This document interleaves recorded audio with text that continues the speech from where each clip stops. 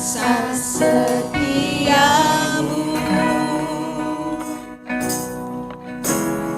nyata di sepanjang hidupku. Darahmu telah layakkan kehidupanku.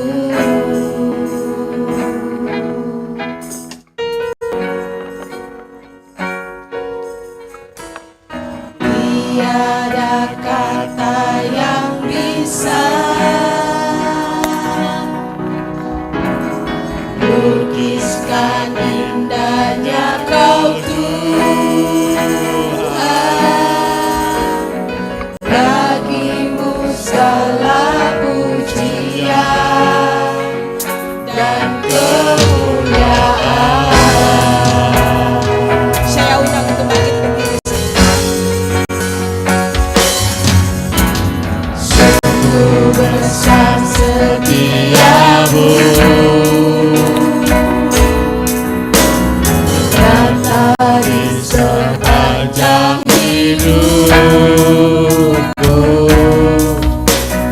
Darahmu telah layakkan kehidupanku.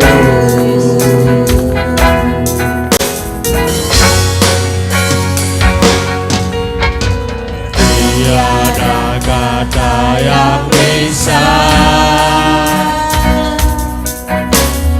lukiskan indahnya Kau Tuhan.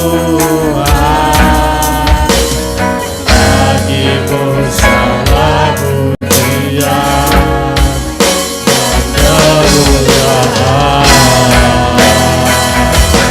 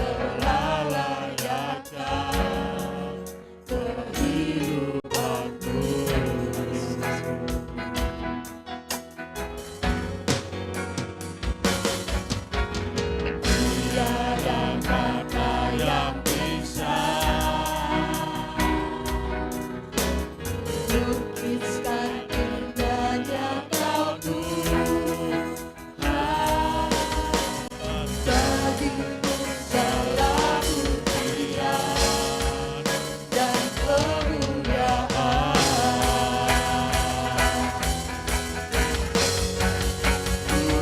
Tinggikan Engkau Tuhan, melebihi segalanya.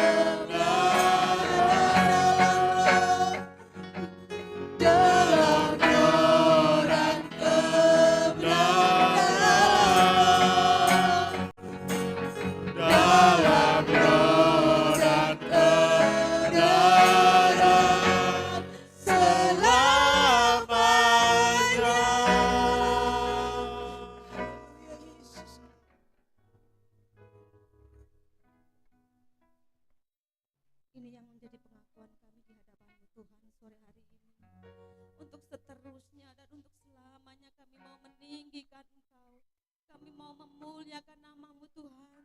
Kami mau mengagungkan Engkau Raja di atas segala raja.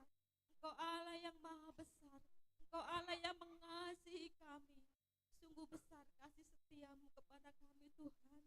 Kami tidak dapat membalas segala kebaikan-Mu Tuhan. Selain sore hari ini kami datangkan dengan kerinduan hati kami. Kami rindu untuk senantiasa menyenangkan hati-Mu Tuhan. Dan biarlah setiap pujian yang kami naikkan, setiap penyembahan yang kami naikkan kepadamu itu menjadi dupa yang harum di hadapan-Mu. Dan itu berkenan di hadapan-Mu. Terima kasih Yesus, terima kasih Tuhan. Berikan kepada kami roh yang setia, roh yang menyembah. Jadikan kami penyembah-penyembah-Mu Tuhan yang senantiasa mencari hadirat-Mu. Itulah yang senantiasa menjadi kerinduan hati kami. Terima kasih Yesus, terima kasih Tuhan. Kami mengucap syukur buat kesempatan yang Kau berikan kepada kami. Kalau kami boleh ada di tempat ini, semua karena anugerah-Mu, semua karena kasih setia-Mu Tuhan. Kami mengucap syukur Tuhan, hati kami melimpah dengan syukur. Sungguh Engkau terlalu baik dalam hidup kami. Tuhan, kami menyerahkan setiap pelayan-pelayan-Mu yang ada di tempat ini, yang melayani pekerjaan-Mu. Biarlah Tuhan Kau urapi secara khusus. Berikan hati yang rela untuk melayani, untuk siap dibentuk. Berikan hati yang setia. Dan biarlah Tuhan, setiap bentuk apapun pelayanan kami, itu menyenangkan hati Tuhan. Kami juga berdoa Tuhan untuk setiap jemaat yang ada di tempat ini Tuhan. Biarlah lawatan-Mu terjadi di tempat ini. Kuasa Roh Kudus-Mu bekerja di tempat ini, menjamah, mengurapi kami semua. Dan biarlah Tuhan kuasa-Mu bekerja di tempat ini. Setiap kuasa-kuasa yang bukan daripada-Mu kami tolak, kami patahkan di dalam nama Yesus. Biarlah Roh Kudus yang ambil alih ibadah kami pada malam hari ini. Di dalam nama Tuhan Yesus kami serahkan ibadah kami Tuhan, dari awal, pertengahan hingga akhirnya nanti. Hanya di dalam nama Tuhan Yesus kami berdoa dan mengucap syukur. Amin. Tetap lanjut berdiri, saya akan bacakan firman Tuhan. Yang saya ambil dari Mazmur 105 ayat 2 dan 3. Bernyanyilah baginya, bermazmurlah baginya. Percakapanlah segala perbuatannya yang ajaib. Bermegahlah di dalam namanya yang kudus. Biarlah bersuka hati orang-orang yang mencari Tuhan. Amin. Di nama Tuhan. Kasih tos. Tuhan Yesus baik. Haleluya. Terima kasih Tuhan Yesus sangat baik. Mari kita mau memuliakan Dia lebih lagi. Kita angkat pujian yang mengangkat Tuhan.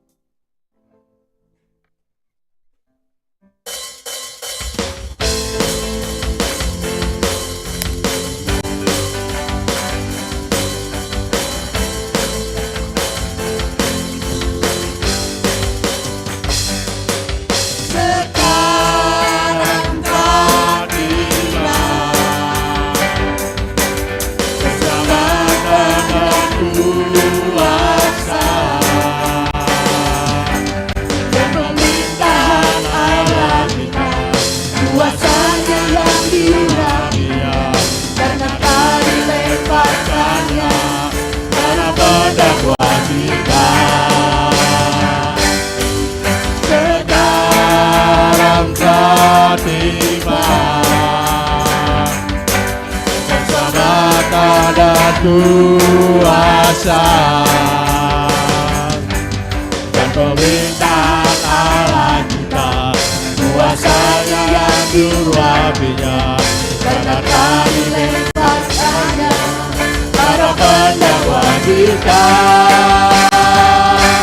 Oleh darah anak domba, oleh kesaksian kita, iblis dikalahkan, kuasanya dihancurkan oleh darah anak domba. Oleh darah anak domba, oleh kesaksian kita, iblis dikalahkan, kuasanya dihancurkan oleh darah anak domba.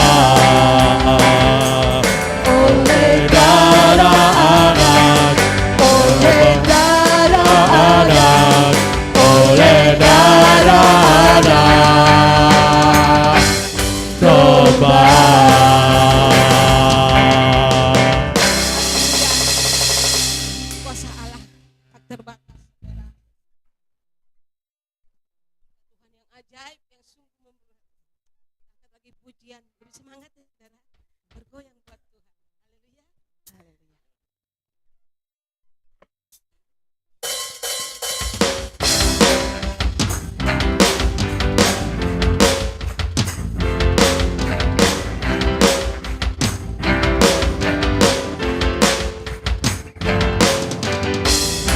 Pujilah nama-Mu Tuhan,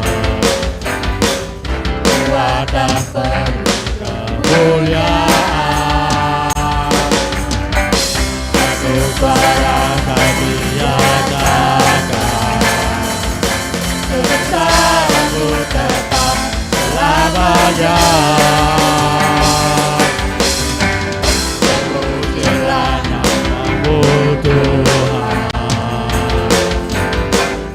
ajaib dan penuh keagungan.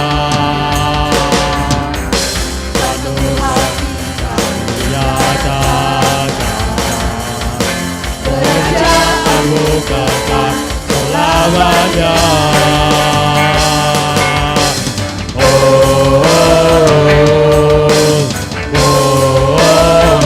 Engkaulah Raja atas dunia, yang menghancurkan musuh dan membebaskan jiwa.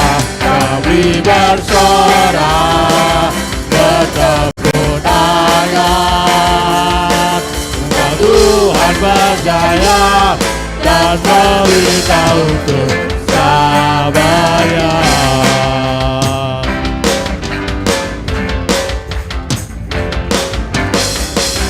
Pujilah nama-Mu Tuhan, kuat dan penuh kemuliaan. Satu suara kami nyatakan, kebesaran-Mu tetap selamanya. Pujilah nama-Mu Tuhan, ajaib dan penuh keagungan. Satu hati kami nyatakan, kerajaan-Mu kekal selamanya.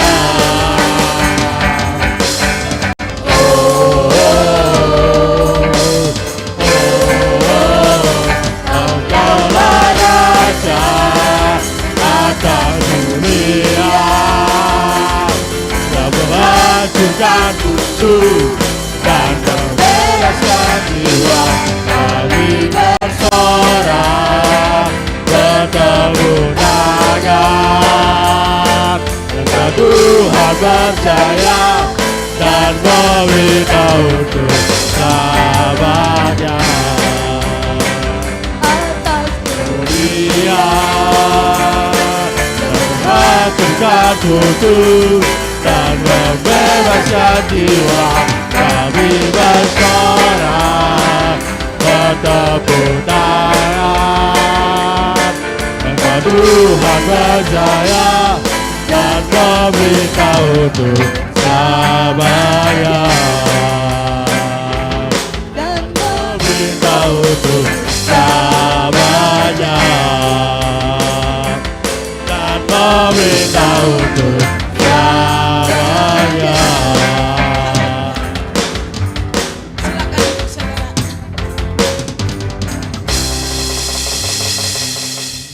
Saya beri kesempatan yang menyaksikan cinta kasih Tuhan yang kita hadapi, yang kita alami sepanjang seminggu ini. Sambil menunggu angkat pujian, Yesus jalan kebenaran.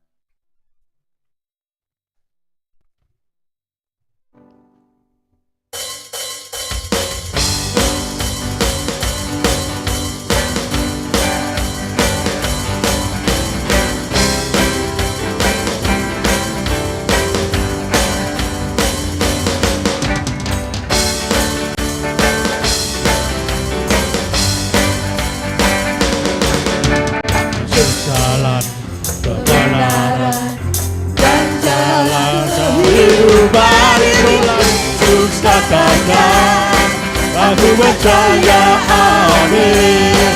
Di dalam namanya ada keselamatan kekal.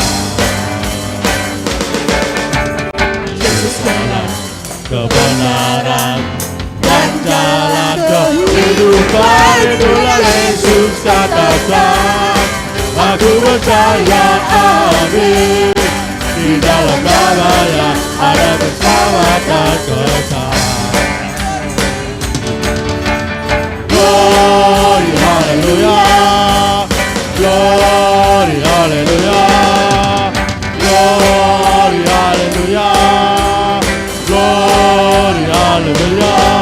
Di dalam namanya ada keselamatan kekal. Kebenaran dan jalan kehidupan, itulah Yesus katakan. Aku percaya, amin. Di dalam namanya ada keselamatan kekal. Glory, hallelujah. Glory, hallelujah. Glory, hallelujah.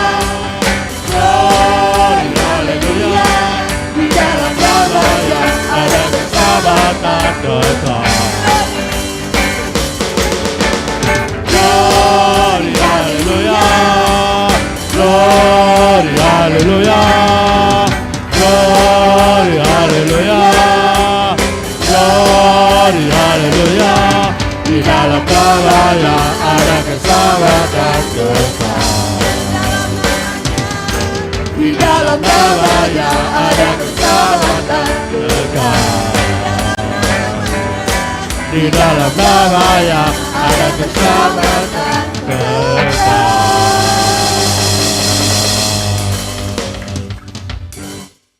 Hanya dalam nama Yesus ada jalan yang kebenaran, jalan yang akan bersama Yesus kita sama.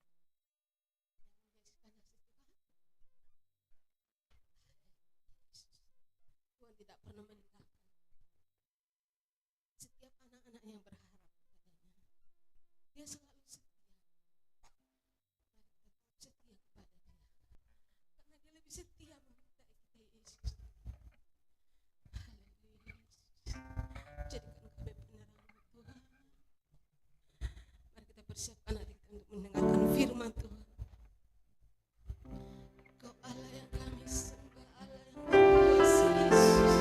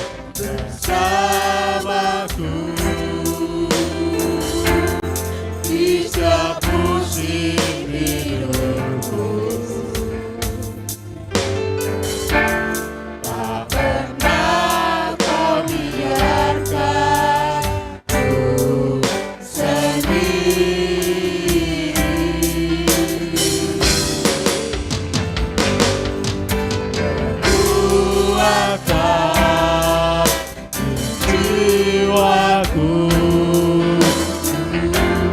adalah bersamamu. Tak pernah ku ragukan kasih-Mu. Bersamamu Bapa, ku lewati semua ketenangan mulia, teguhkan hatiku. Engkau yang berikan, memberi pertolongan,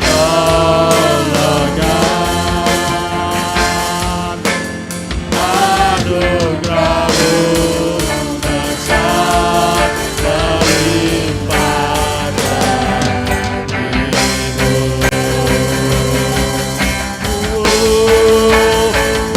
Bersama-Mu Bapa, ku lewati semua ketenangan dunia, teguhkan hatiku. Engkau yang berikan, memberi pertolongan,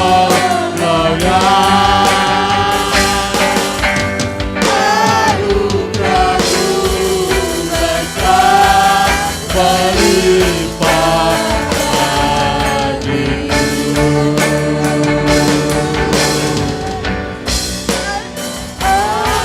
Anugerah-Mu besar berlimpah bagiku.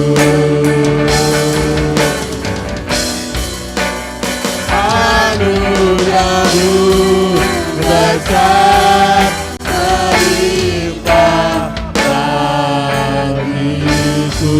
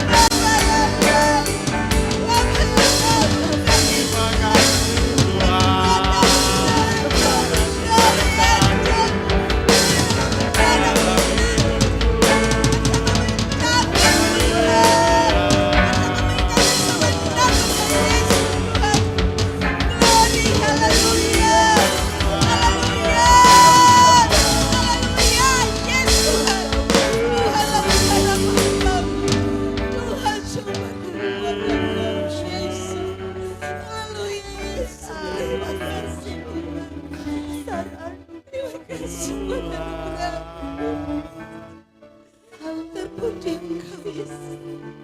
Segala kemuliaan, puji, syukur.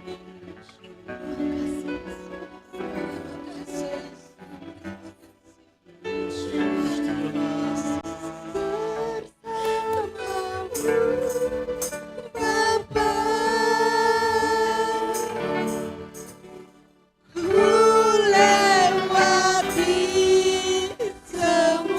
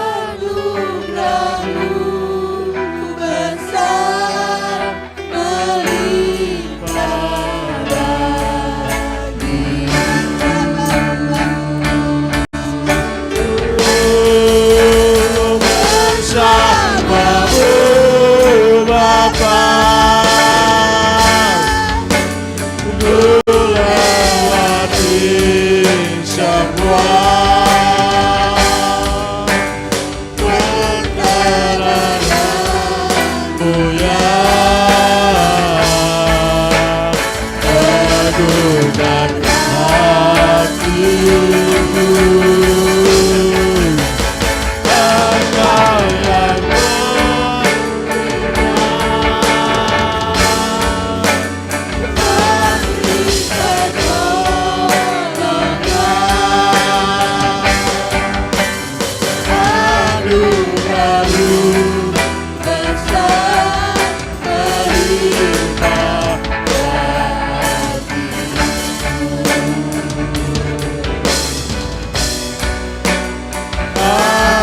anugerahmu besar melimpah bagiku.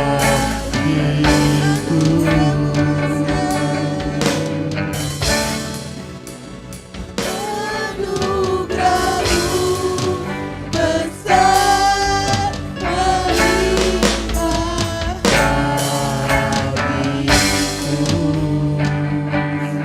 Terima kasih Tuhan buat anugerah yang Kau berikan dalam kehidupan kami. Kami mengucap syukur karena kasih-Mu yang selalu setia memberkati kehidupan kami. Terima kasih Tuhan, persiapkan hati kami sebentar lagi mendengarkan firman-Mu. Bila setiap benih yang keluar dari bibir mulut hamba-Mu Tuhan, bertumbuh, berbuah, dan menghasilkan buah-buah yang benar di hadapan-Mu Tuhan. Jadikan kami pelaku-pelaku firman-Mu Tuhan, yang benar-benar mengasihi dan mencintai Engkau Yesus. Berkati hamba-Mu Bapa, kami serahkan ke dalam tangan-Mu. Selanjutnya ibadah ini hanya di dalam nama Tuhan Yesus, Tuhan yang kami sembah. Dalam nama Tuhan Yesus, haleluya. Amin.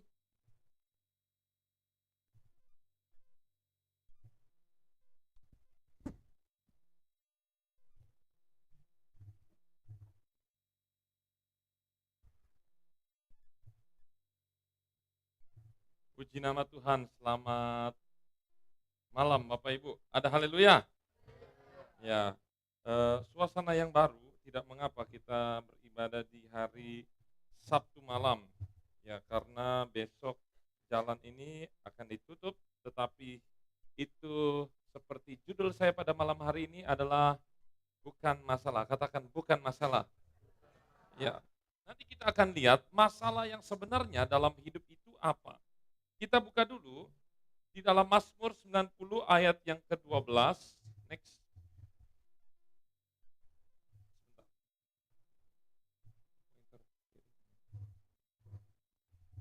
Ya.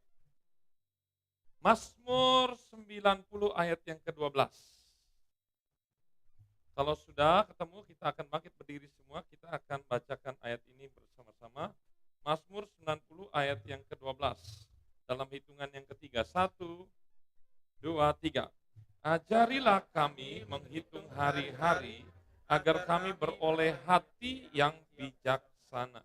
Puji nama Tuhan, silakan duduk. Ini ada lagunya kan? Ada kan lagunya ya? Nah, next. Sebenarnya apa itu masalah? Setiap manusia memiliki masalah. Setuju ya? Setiap orang memiliki masalah yang berbeda-beda. Betul. Setiap orang nggak mungkin sama masalahnya. Nah, tetapi kalau kita mau bertanya, sebenarnya yang menjadi masalah itu, apakah itu? Ketika kita menghadapi satu masalah, kita berkata, oh masalah. Betulkah itu dikatakan masalah? Atau jangan-jangan bukan masalah sebenarnya, cuman salah konsep kita dalam berpikir. Contoh, next. Yang pertama, ketika bayi baru lahir, apa yang terjadi? Dia akan mengalami apa? Dia akan mengalami masalah. Kalau bayi tidak nangis, maka diapain? Disuruh nangis kan? Ketika bayi nggak nangis, bayi saya nggak nangis. Waduh.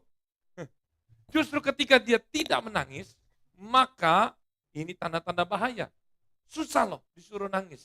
Ketika disuruh nangis, dia nangis berarti ditandakan bayi itu sehat.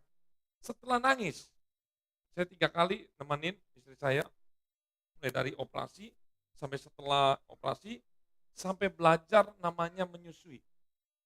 Gak ada anak yang baru keluar, langsung dia tahu.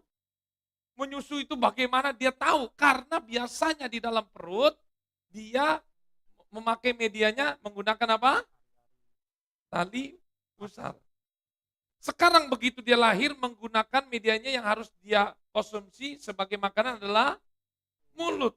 Itu masalah, tetapi saya mau tanya, apakah ketika anak ini, waduh susah banget ya dia menemukan puting susu ibu, tetapi apakah di umur 2 bulan anak itu masih mengalami, wah susah ya di mana ya, di mana ya? Enggak. Paling ini berlaku nggak nyampe 1 minggu, cuman berapa hari aja udah beres. Anak ini sudah terlatih, bahkan sebulan, 2 bulan, belum 2 bulan pun anak ini sudah tahu bagaimana untuk supaya dia menghadapi masalahnya. Nah setelah udah 2 bulan, apakah ini menjadi masalah? Enggak. Menangis, dia sudah selesai. Belajar menyusui, dia sudah selesai. Artinya, ketika dia udah jalani sebentar aja, dia nggak akan mengalami seumur hidupnya, bagaimana ya caranya saya menyusui? Nggak ada. Bagaimana caranya saya menangis? Nggak ada. Ini cuma dilewati sebentar aja. Ternyata ini pun bukan masalah. Nggak masalah. Next, berikutnya. Bayi usia 6 sampai 12 bulan.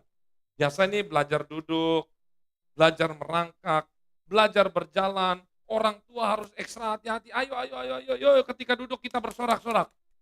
Ketika dia merangkak, apalagi berjalan pertama kali dia tepuk tangan.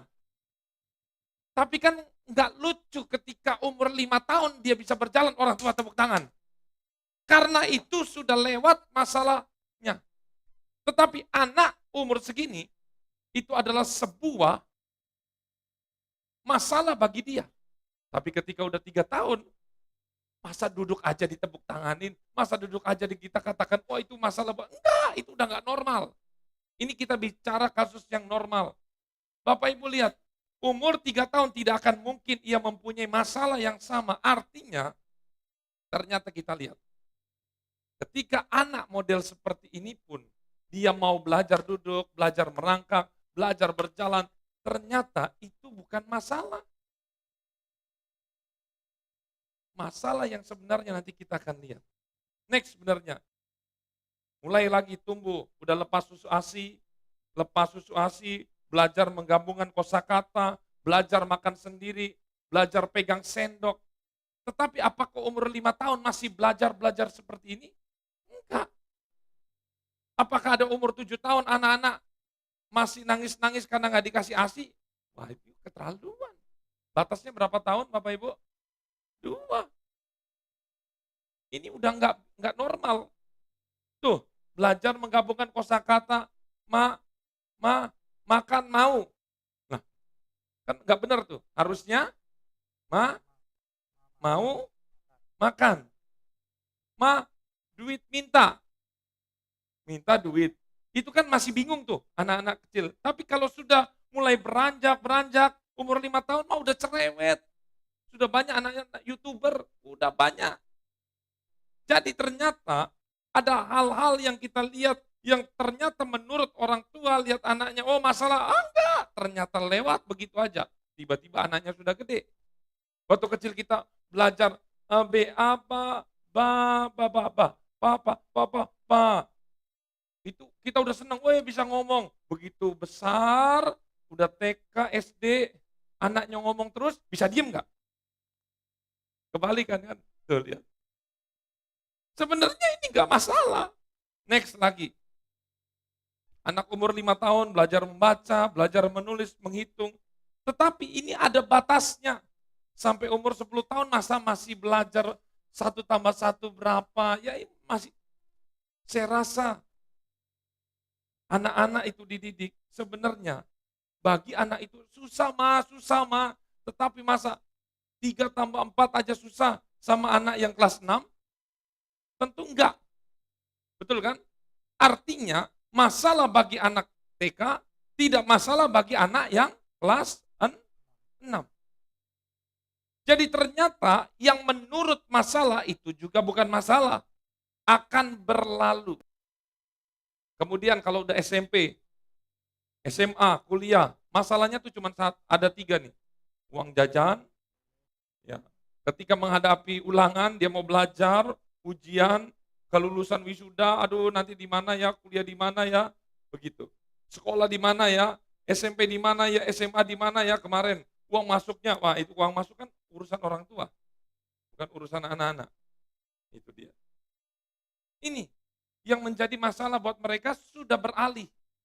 Tapi tidak ada satupun anak SD, SMP, SMA masih mau belajar makan yang benar.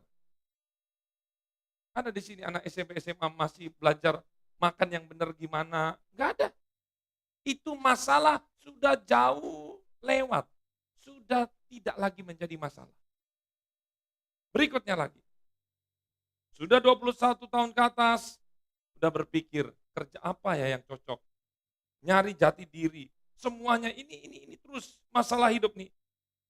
Tidak akan mungkin mengurusi bagaimana belajar membaca, bagaimana belajar menulis, karena itu sudah lewat. Naik lagi, sudah 21 tahun ke atas, ini menemukan pasangan hidup. Next lagi, 21 tahun ke atas, bagaimana saya menabung. Menabung buat menikah. Pemuda 21 tahun ke atas, itu pikirannya beda. Bagaimana cara mendapat restu dari orang tua. Ini susah-susah gampang. Betul ya? Apa di sini langsung ada yang direstui atau ada yang butuh perjuangan? Kok yang jawab anak-anak loh? Oh mungkin dia lihat orang tuanya cerita. Orang tua saya berjuang mati-matian. Tapi jangan begitu sudah dapat disia-siakan. Kemudian masalah sebenarnya lagi. Pemuda 21 tahun ke atas apa? Menghadapi namanya pernikahan. Nah, next lagi. Jadi, kalau masalah suami istri, itu apa kira-kira? Penyesuaian, peleburan dua jadi satu. Masalahnya apa? Mengasihi, mencintai, tanggung jawab. Masalahnya apa? Ketika nanti punya anak, biaya melahirkan bagaimana, biaya sekolahnya bagaimana, biaya apa? Maksud saya, ketika nanti dia anaknya sudah besar, bisa nggak orang tua melepaskan anaknya, diberikan kepada orang lain, dan lain-lain. Nah sebenarnya apa itu masalah menurut orang-orang? Masalah menurut orang-orang adalah ketika menghadapi sakit, apalagi kemarin ada COVID, ada kecelakaan, ya kita butuh berobat, ada juga yang meninggal. Ini semua menurut orang-orang adalah masalah, tapi yang terakhir, masalah menurut orang-orang adalah ketika meninggal. Siapa yang ngurusin kematian, yang nanganin ibadah penghiburan siapa, kubur di mana, biaya kubur juga. Jadi ketika mati ternyata nggak lepas masalah, masih ada masalah yang menanti. Tetapi saya mau katakan, ketika kita sudah tua, ketika kita punya banyak uang, saya mau tanya, kalau umur bisa dibeli, orang yang 80 sudah mau game, dia punya banyak harta, mau nggak dia menyerahkan, ini misalnya kalau bisa, mau nggak dia menyerahkan seluruh hartanya untuk memulai lagi dari bayi? Saya yakin hampir semuanya akan menjawab mau kalau bisa.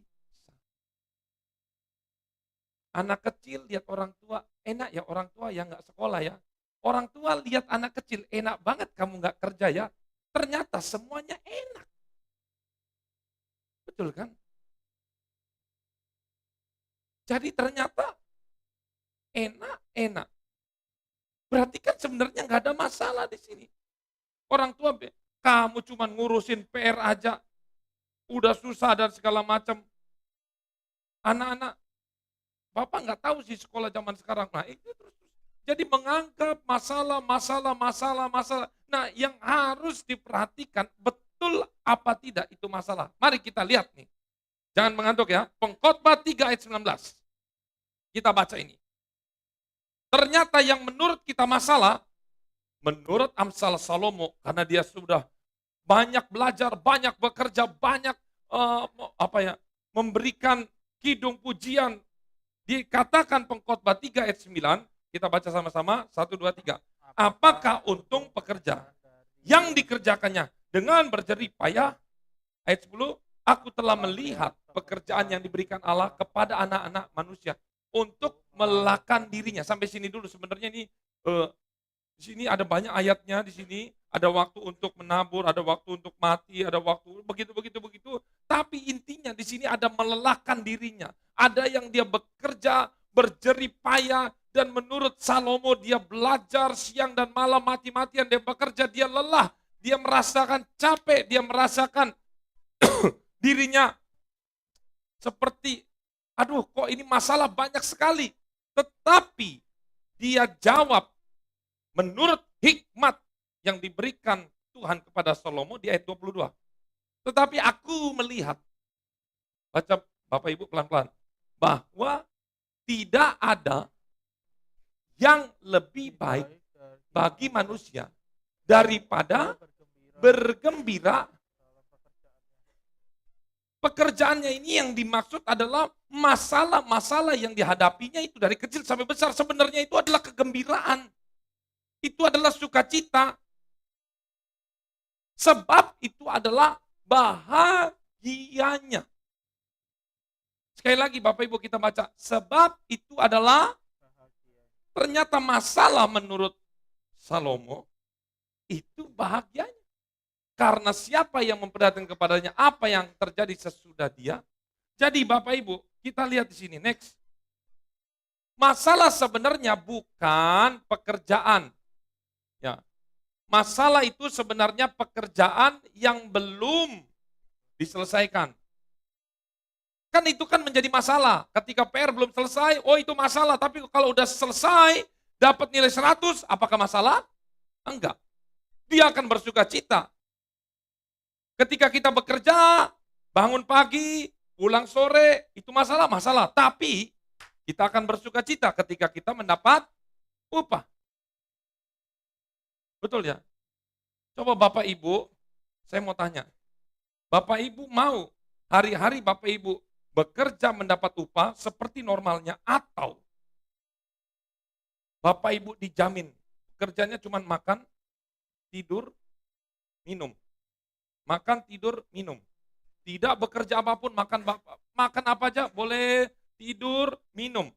Tinggal dalam satu, anggaplah ini satu ruangan ini. Udah, cuma makan, tidur, minum. Gak usah kerja. Gak usah baca. Baca kan capek kan? Baca-baca gitu, gak usah. Makan, tidur, minum. Seumur hidup Bapak Ibu. Dari kecil sampai besar. Kenapa? Gak perlu belajar baca. Ngapain baca? Wah gak bisa baca. Kan baca kan butuh. Kan nanti dapat masalah kalau baca kan. Belajar lagi. Penghitungan ngapain? Seumur Bapak Ibu cuman kerjaannya makan, minum, tidur. Coba Bapak Ibu bayangin. Sehari masih enak ya? Seminggu.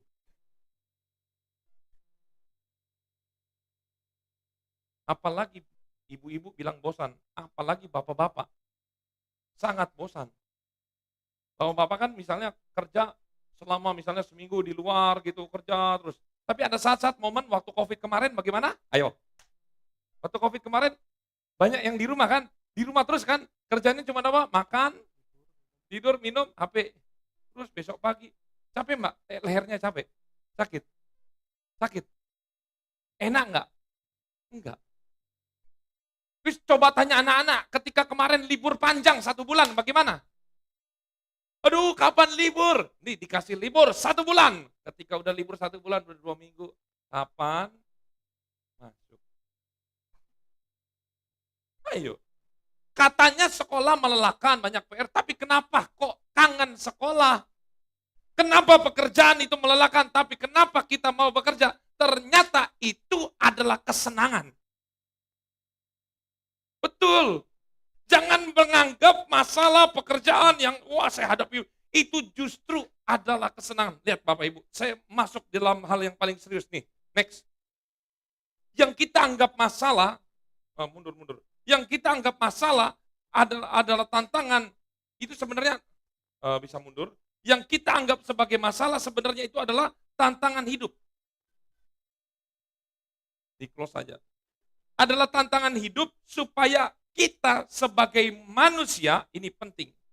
Ya, jadi saya ulangi, yang kita anggap itu adalah masalah, sebenarnya bukan masalah, tapi itu adalah tantangan hidup. Katakan tantangan hidup. Supaya kita sebagai manusia yang pertama tidak bosan. Ketika saya bekerja pagi, tiba-tiba, loh udah sore. Kok cepet banget waktunya. Bayangkan kalau makan, tidur, minum. Makan, tidur, minum. Kapan besok ya? Kapan besok? Itu pasti begitu. Tapi ketika bekerja, loh kok udah masuk aja matahari? Loh kok udah masuk aja? Itu waktu akan terasa cepat. Itu menjadikan manusia tidak bosan. Menjadikan manusia punya tantangan. Dan yang paling indah ini nomor 3 Bapak Ibu. Menjadi kenangan yang indah.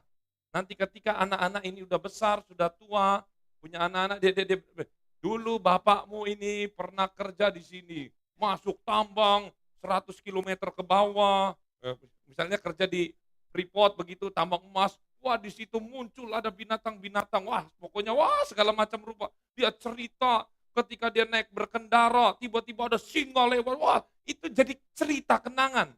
Ketika nanti panti jompo kumpul-kumpul semua, bapak-bapak, oh iya dulu, lihat. Yang selalu diceritakan adalah dulu. Itu menjadi kenangan. Bayangin kalau cuman makan, tidur, minum. Dulu bapakmu, enggak jadi. Dulu mamamu, enggak jadi. Karena apa? Enggak ada. Enggak pernah kerja, enggak pernah belajar, makan, tidur, minum. Masa dulu bapakmu makan, tidur, minum? Kan malu diceritain. Jujur, akan membanggakan ketika kita sudah tua, berjerih payah, itu menjadi cerita yang akan terus diulang-ulang. Itu kebahagiaan. Semakin susah kita menghadapi masalah, apalagi papi saya berkata, waktu bangun gereja papi mau dibunuh, ini apa. Itu kesannya seperti apa ya? Superhero. Seperti kayak keren banget. Hampir mati, ini apa segala macam. Wah, kan keren itu. Sesuatu yang nggak semua orang bisa dapat. Lihat, menjadi kenangan yang indah. Dan yang keempat, kita lihat ini kesimpulan. Ternyata yang menjadi masalah itu sebenarnya bukan masalah, tetapi adalah kesenangan. Katakan kesenangan. Kesenangan. Jadi jangan kita itu mengeluh. Jangan kita bersungut-sungut. Next. Jadi masalah hidup sebenarnya adalah kesenangan yang tertunda. Nah, menurut Alkitab, next kita lanjut. Menurut Alkitab, hidup itu seperti apa? Hidup kita, Mazmur 90 ayat 10 kita baca, masa hidup kami 70 tahun. Kalau kuat, 80 tahun. Kebanggaannya adalah, tuh, kesukaran, penderitaan, berlalunya buru-buru dan kami melayang lenyap. Kebanggaannya adalah kesukaran, penderitaan, tuh lihat.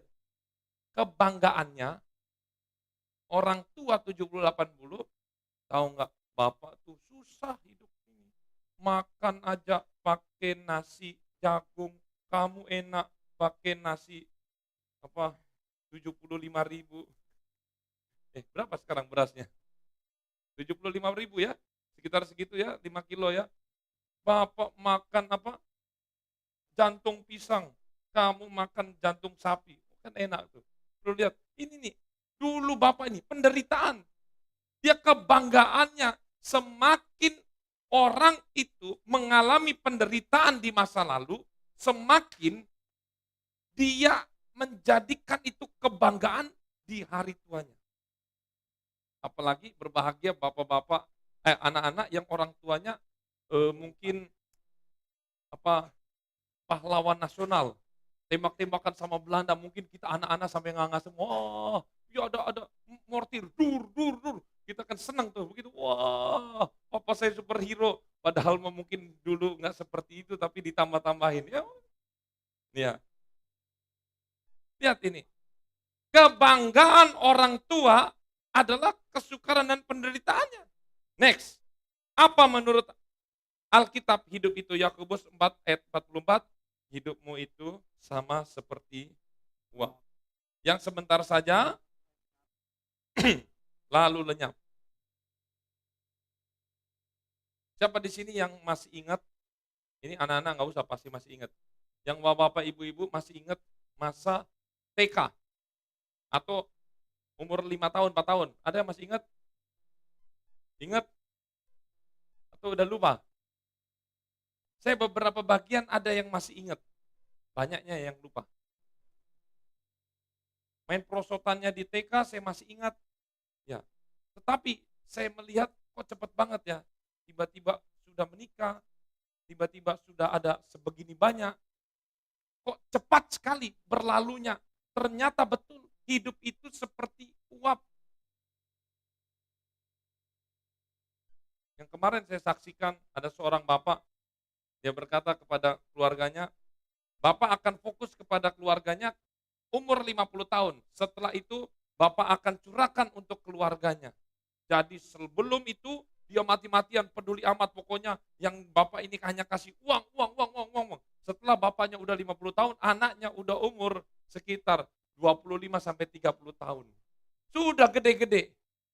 Pas bapaknya udah pensiun umur 50 tahun, mau mendekati anaknya. Sudah, siapa?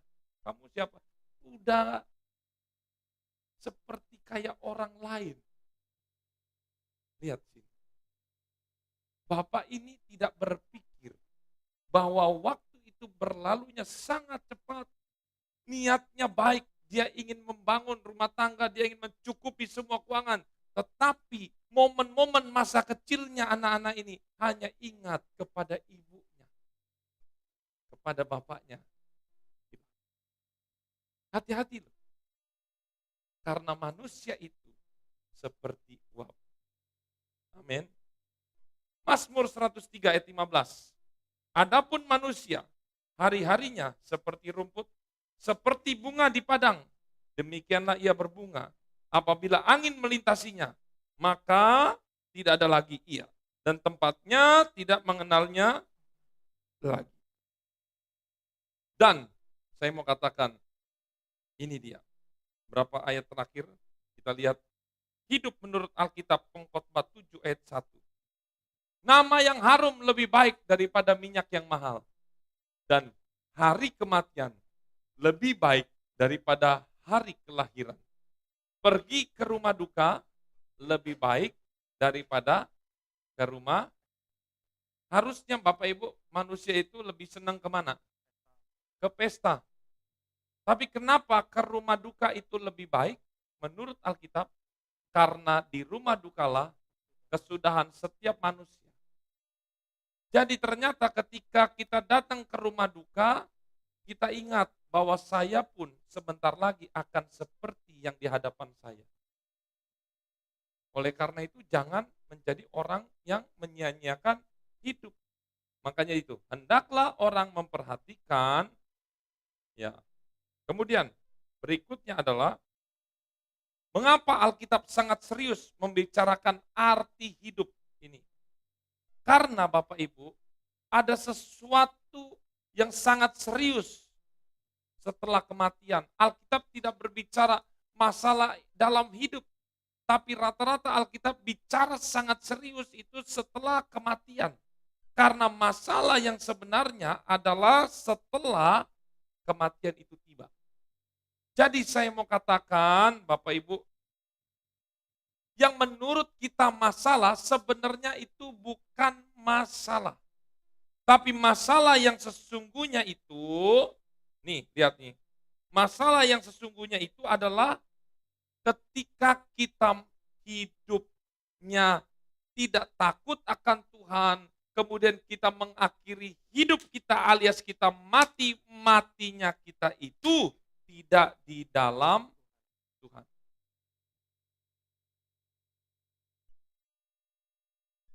Sebenarnya ini masih panjang tapi saya langsung cut di bagian akhir. Coba next. Terus. Terus. Ya, bisa di next terus saja. Kita lihat. Ini yang menjadi masalah yang sangat serius di dalam hidup ini. Saya mau katakan, masalah sebenarnya itu, coba Bapak Ibu baca di dalam Matius 25 ayat 46. Sambil menunggu slide-nya, Matius 25 ayat 46. Kalau sudah ketemu, kita baca bersama-sama. Matius 25 ayat 46. Dalam hitungan yang ketiga. Sudah ketemu? Katakan amin. 1, 2, 3. Dan mereka ini akan masuk ke tempat siksaan yang kekal. Tetapi orang benar ke dalam hidup yang kekal. Nah, Bapak Ibu, next lagi, slide terakhir. Saya mau kasih tahu. Api neraka ini adalah masalah yang sangat serius, yang sampai kapanpun itu nggak akan pernah berakhir. Kenapa tadi saya contohkan anak kecil ketika dia baru lahir, ketika dia baru belajar makan, belajar menulis, ketika itu udah selesai, itu tidak menjadi masalah. Betul kan? Ketika kita udah bekerja, pulang mendapat upah, pekerjaan itu bukan masalah lagi. Semua yang kita lalui dari kecil sampai besar, itu sudah tidak menjadi masalah lagi. Tidak menjadi masalah lagi. Artinya apa? Ketika kita suruh diuji, misalnya anak SMA, disuruh belajar, coba kamu baca ini. Bagi anak SMA, gampang. Karena itu bukan masalah lagi. Kalau diulang. Tapi Bapak Ibu, berbeda cerita.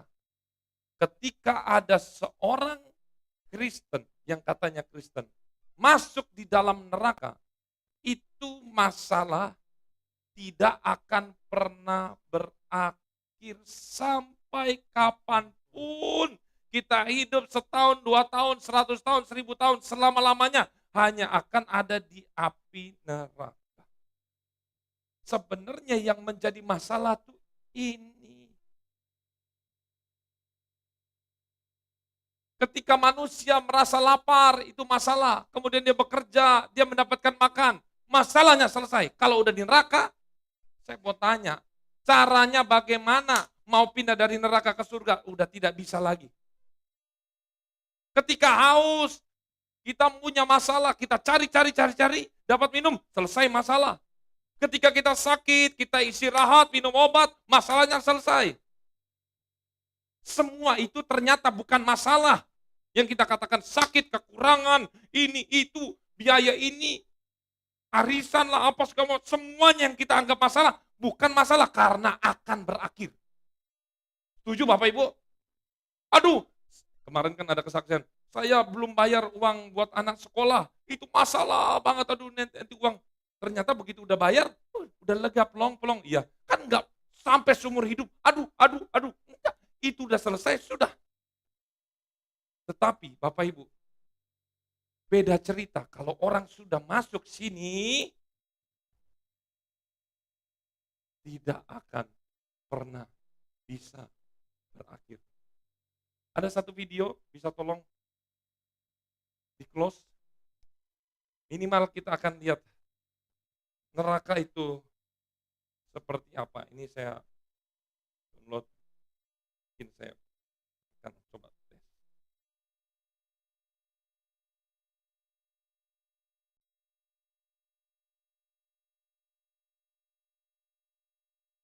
Bisa dinyalakan.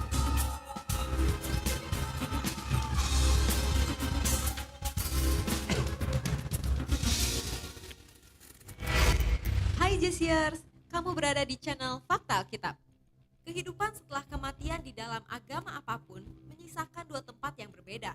Yang pertama untuk orang baik dan beriman, yang kedua untuk orang jahat atau orang yang tidak beriman.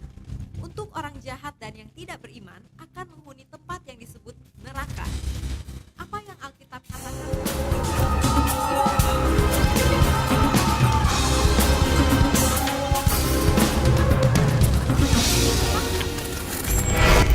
Hai Jesiers, kamu berada di channel Fakta Alkitab, Sheol atau Hades. Alkitab kematian ini, yaitu surga. Tempat seperti apakah neraka itu? Siapa yang menghuni neraka? Saksikan terus Fakta Alkitab.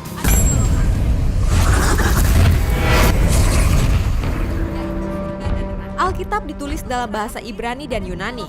Oleh karena itu, kita tidak bisa melewatkan bagaimana pengertian neraka dalam bahasa Yunani dan Ibrani. Ada dua lokasi yang disebutkan dalam Alkitab terkait kehidupan setelah kematian ini, yaitu surga dan neraka. Untuk neraka sendiri, ada 3 lokasi yang disebutkan dalam Alkitab menurut bahasa Yunani dan Ibrani. Yang pertama, Sheol atau Hades adalah tempat atau bagian dari neraka yang paling atas atau sama dengan tempat penantian. Namun, di dalam tempat penantian itu pun banyak jiwa yang tidak luput dari pandangan para utusan neraka. Yang kedua, Gehenna atau neraka adalah tempat atau bagian tengah dari neraka. Siksaan di bagian ini lebih kejam daripada di Hades. Yang ketiga, jurang yang tak berdasar adalah bagian neraka yang paling dalam.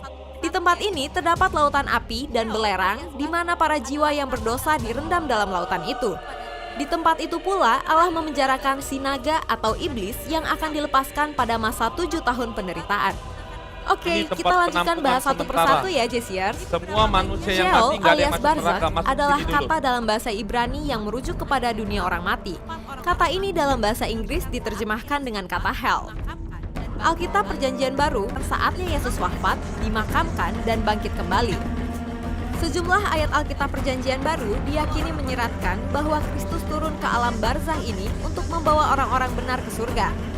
Ayat-ayat Alkitab Perjanjian Baru lainnya menyeratkan bahwa Hades adalah tempat penyiksaan orang-orang fasik, sehingga menimbulkan dugaan bahwa Hades terdiri atas 2 bagian yang berlainan. Dalam Perjanjian Lama, ada 6 cara untuk melihat kata Sheol digunakan. Yang pertama, Sheol sebagai suatu tempat di mana tidak ada yang bisa melarikan diri atau Tidak ada yang menyelamatkan bisa diri dari tempat itu. melarikan diri. Yang kedua, Sheol sebagai suatu tempat yang tidak memberikan harapan bagi yang telah mati untuk kembali menjadi hidup. Yang ketiga, dalam Sheol tidak ada kegiatan yang dilakukan. Sheol adalah tempat yang Tidak ada hampa makan, akan minum, pengetahuan dan hikmat, bahkan jalan-jalan tak ada yang tidak ada. memuji Tuhan di sana.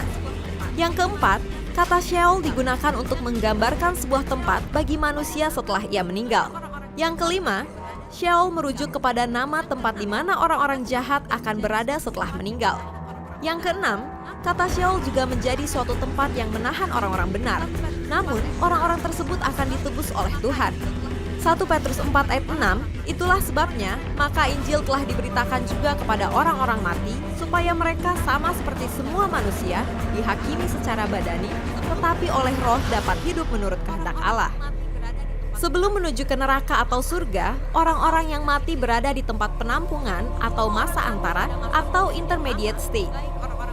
Semua orang mati pada masa Perjanjian Lama, baik orang-orang percaya maupun yang tidak percaya, akan pergi ke tempat yang disebut Sheol atau Hades.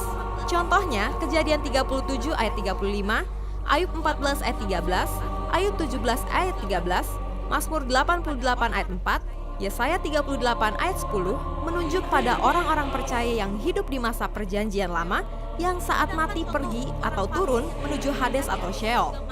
Sedangkan contoh untuk orang fasik yang tidak percaya yang juga masuk ke Hades atau Sheol dapat dilihat dari ayat-ayat di dalam Ayub 17 ayat 13, Mazmur 31 ayat 8, Mazmur 49 ayat 15.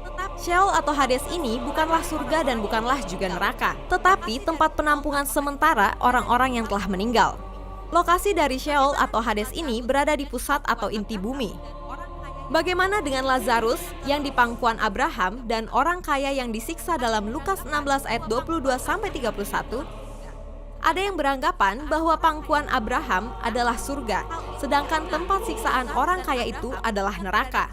Hal ini tidak benar. Lazarus dan Abraham bukan berada di surga, tetapi di Hades atau Sheol, lokasi yang sama dengan orang kaya tersebut.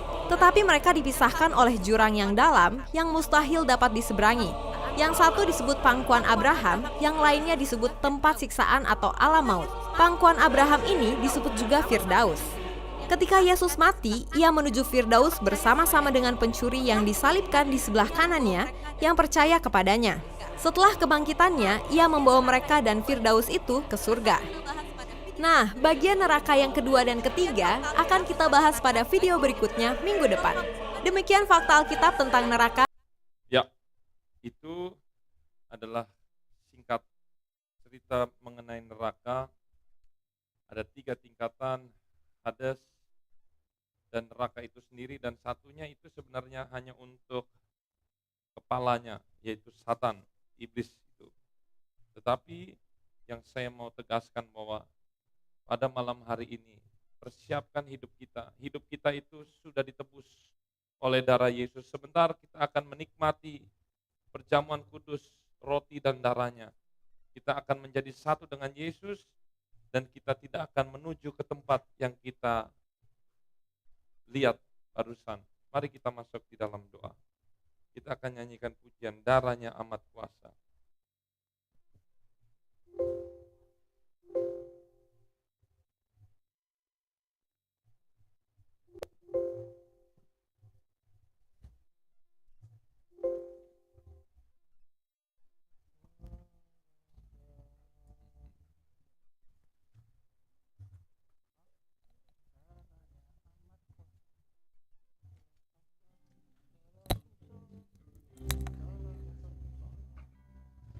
Darahnya amat kuasa,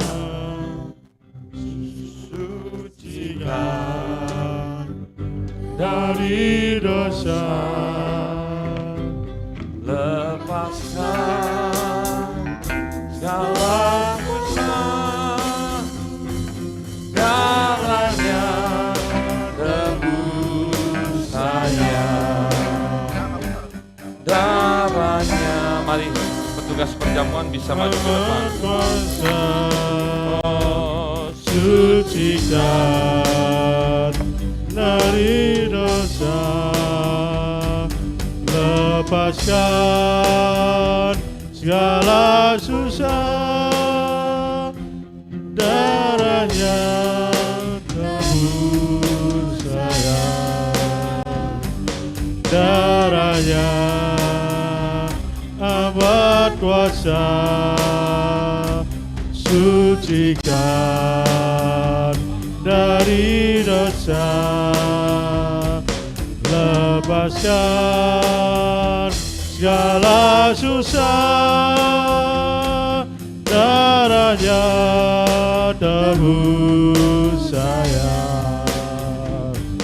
darahnya amat kuasa, sucikan dari dosa, lepaskan segala susah, darahnya tebus saya. Katakan darahnya, Darahnya amat kuasa, sucikan dari dosa, lepaskan segala susah, darahnya tebus saya, darahnya amat kuasa, sucikan dari dosa, lepaskan segala susah,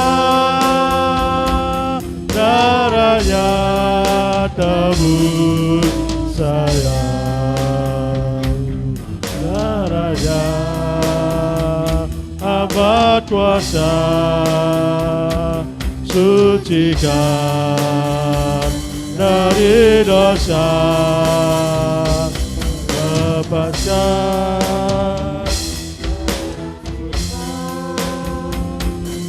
darahnya tebus saya, darahnya amat kuasa, sucikan dari dosa, lepaskan segala susah. ada yang belum dapat bisa mengangkat tangan. Darahnya tebus saya. Mari kita bangkit berdiri. Darahnya amat kuasa, sucikan dari dosa,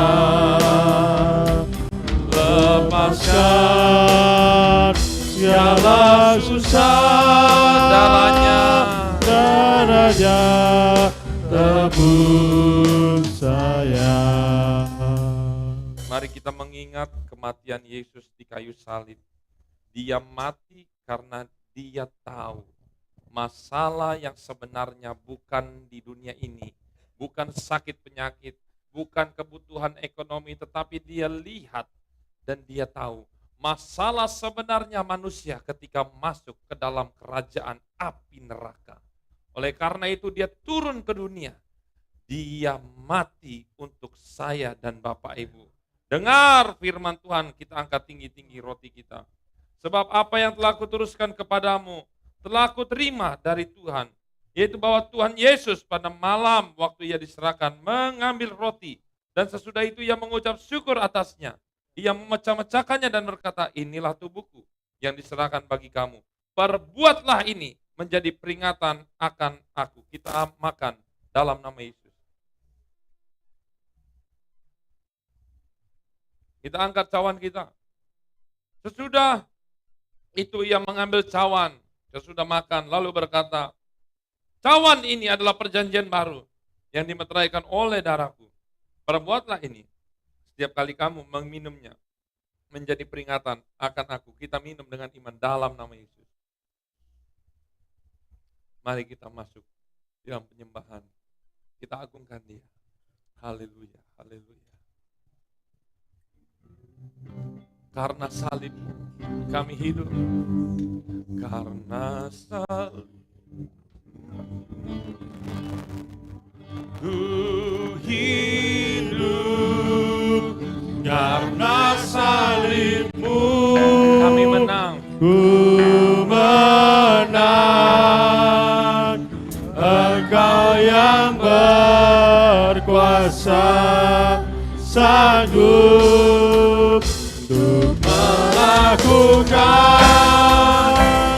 mujizat. Karena salibmu, Karena salibmu ku hidup. Karena salibmu ku menang.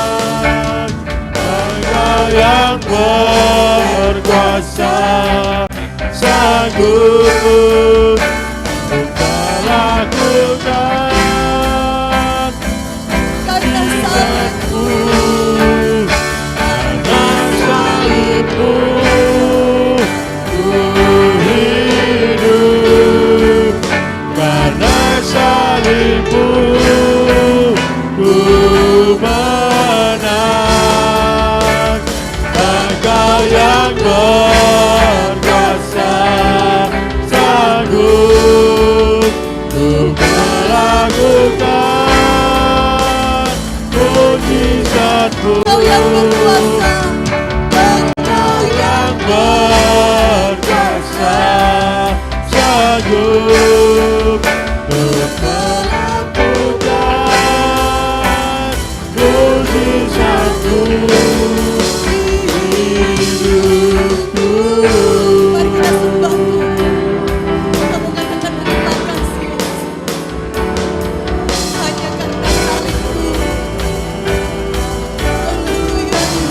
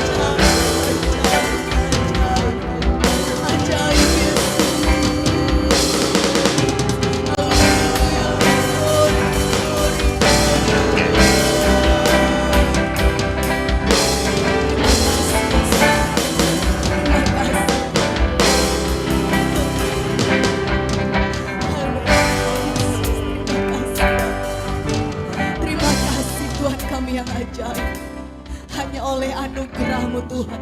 Kami menerima keselamatan dari Engkau. Bukan karena kekuatan kami, karena kehebatan kami. Semua hanya oleh anugerah Tuhan. Biarlah Tuhan kami mau mengerjakan keselamatan kami Tuhan. Karena kami percaya Tuhan senantiasa bersama-sama dengan kami. Tuhan senantiasa menuntun jalan hidup kami. Terima kasih Bapa kami yang baik untuk firman Tuhan. Kami tahu Tuhan, masalah kami bukan masalah kami di dunia. Masalah kami kalau kami tidak berada di surga bersama-sama dengan Engkau. Karena itu Tuhan, biarlah Tuhan melihat setiap kami malam hari. Sucikan kami, kuduskan kami Tuhan. Biarlah iman percaya kami selalu dikuatkan dalam Tuhan. Sekali Yesus, tetap Yesus untuk selama-lamanya dalam hidup kami. Terima kasih Tuhan Yesus, materaikan firman Tuhan dalam hidup kami. Biar Tuhan kami bisa mengerjakan kebenaran firman-Mu. Firman Tuhan itu bertumbuh dan berbuah-buah dalam hidup kami. Memberkati hamba-Mu yang telah menyampaikan firman Tuhan. Pakai lebih lagi untuk kehormat kemuliaan nama Tuhan. Kami semua yang mendengarkan firman Tuhan, jangan biarkan firman kami dirampas oleh si jahat iblis. Tapi biarkanlah Tuhan firman Tuhan itu bertumbuh dalam hidup kami. Terima kasih Bapa kami yang baik, kami mengucap syukur untuk perjamuan kudus malam hari ini. Biarlah kami senantiasa mengingat kebaikan Tuhan, kematian Tuhan di kayu salib untuk menebus setiap dosa-dosa kami. Biar saat kami ingin melakukan kesalahan kami ingat darah Tuhan telah menebus kami. Terima kasih Bapa kami yang baik, terima kasih Tuhan Yesus. Sebentar kami akan memberikan korban persembahan. Tuhan lihat setiap hati kami mau memberikan persembahan untuk menyenangkan hati Tuhan. Kami mengucap syukur dalam nama Tuhan Yesus. Haleluya. Amin. Puji Tuhan. Silakan duduk Bapak Ibu Saudara. Kita akan berikan korban persembahan.